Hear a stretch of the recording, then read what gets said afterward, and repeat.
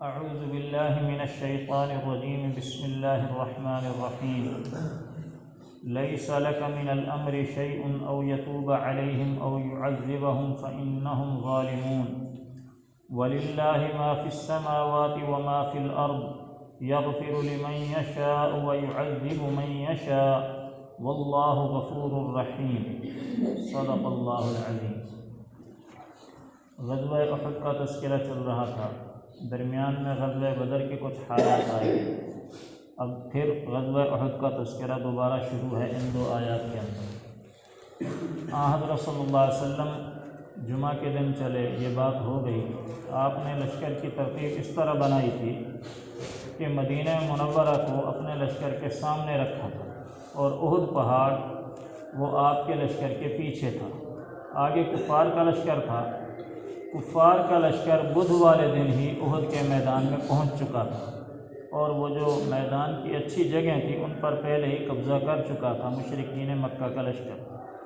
اور مشرکین مکہ اپنے ساتھ اشراف مکہ کی عورتوں کو بھی لائے تھے۔ اشراف مکہ کا مطلب معززین، اشراف بڑے سردار وڈیرے، ایک تو ہے عام لوگ، معززین کی عورتیں بھی ساتھ تھیں۔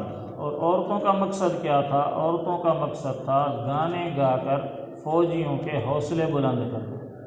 ایک گانے کے بول کتابوں کے اندر، تقریباً سب کتابوں کے اندر لکھے ہیں، نحن بنات الطارق، یہ گانا گاتی تھیں وہ عورتیں تاکہ اپنے فوجیوں کو آگے بڑھائیں، ان کو حوصلہ اور ہمت دیں۔ نحن بنات الطارق، ہم آسمانی ستاروں کی بیٹیاں ہیں۔ نمشی علی النمارق، ہم مخملی قالینوں پر چلتی ہیں۔ ان تقبلوا تو نعانق، اگر تم آگے بڑھو گے تو ہم تمہیں اپنے گلے لگائیں گے۔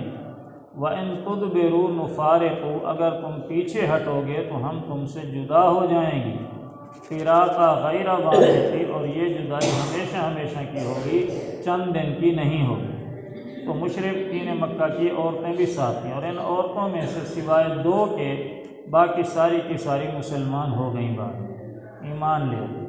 تو مشرکین مکہ نے اپنے لشکر کی ترتیب دی۔ میمنہ پر خالد بن ولید کو مقرر کیا، میسرہ پر اکرمہ بن ابی جہل کو مقرر کیا، پیادوں پر حضرت عمرو بن عاص کو مقرر کیا۔ یہ حضرات بعد میں سارے کے سارے مسلمان ہو گئے، اس وقت مسلمان نہیں تھے۔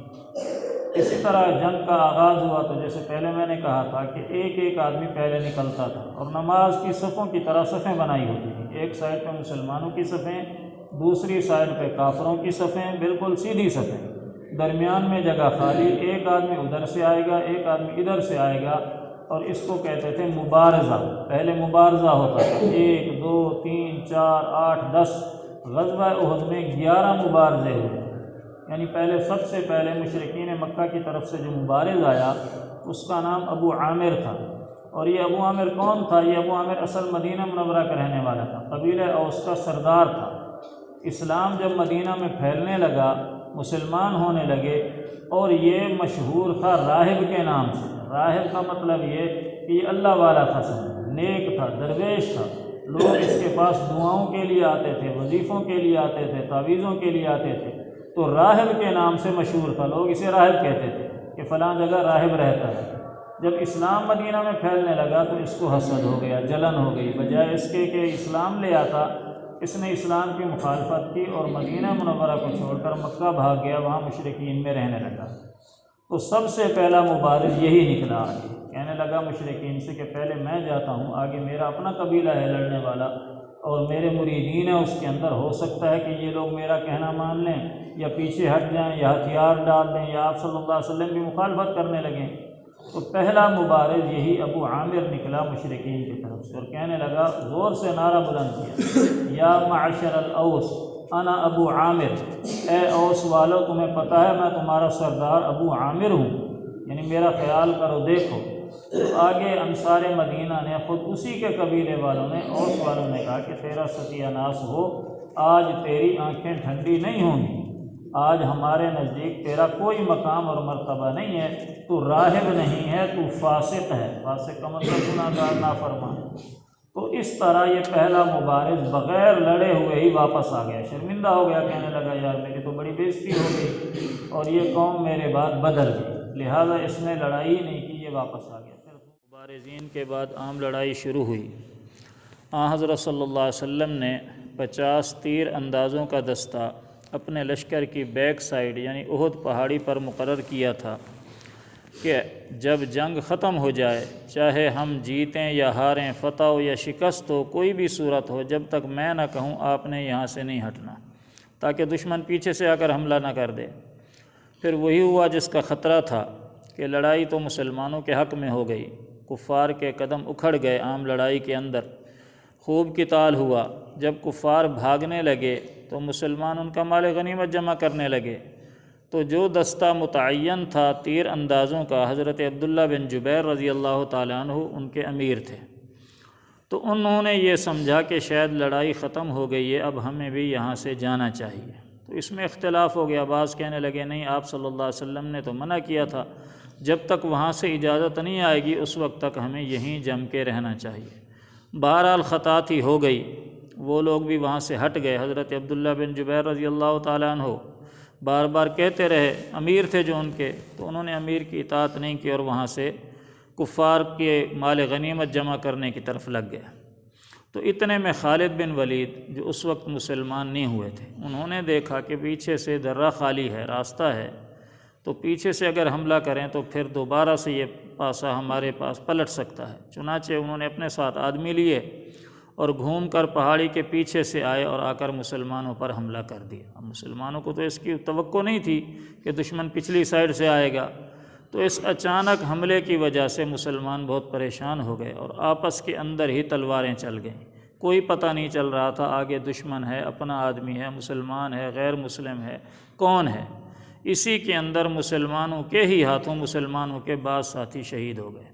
حضرت حذیفہ بن یمان رضی اللہ تعالیٰ عنہ کے والد تھے، حضرت یمان بن جابر رضی اللہ تعالیٰ عنہ، وہ بھی اپنے ہی مسلمان ساتھیوں کے ہاتھوں شہید ہوئے تھے۔